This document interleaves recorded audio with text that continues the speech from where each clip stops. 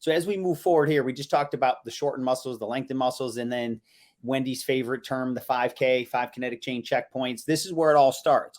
So as the client even walks in, even maybe the day before, a couple of days before your formal session, when they walk up to you and even talk to you about booking an appointment, you could be taking note on their posture, right?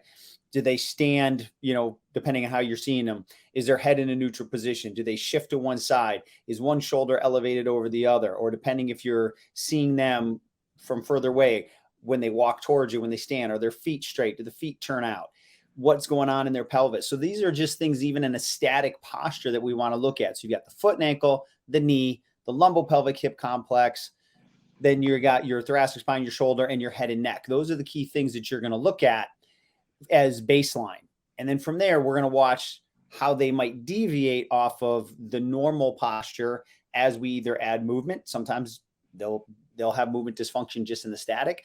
Generally, will get worse as they start to move in the transitional. And then we have our dynamic. But everything's going to always be these 5 kinetic chain checkpoints, as well as this is what we're cueing and watching during any formal exercise. Mm-hmm. And this picture, while it's informational, I mean, obviously you can see what we're kind of looking at.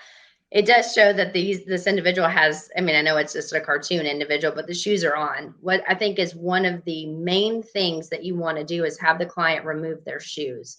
And we can't emphasize that enough, because often, people are wearing shoes that have like arch support, or maybe, they're wearing shoes that are putting their foot in an ideal position.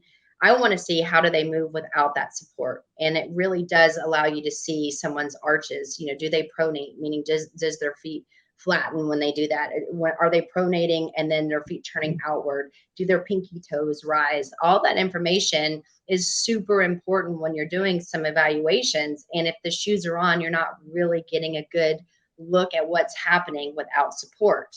And if someone comes to you and says, I have orthotics, well, my end goal would be like, well, what can I do to help train your foot and your arch?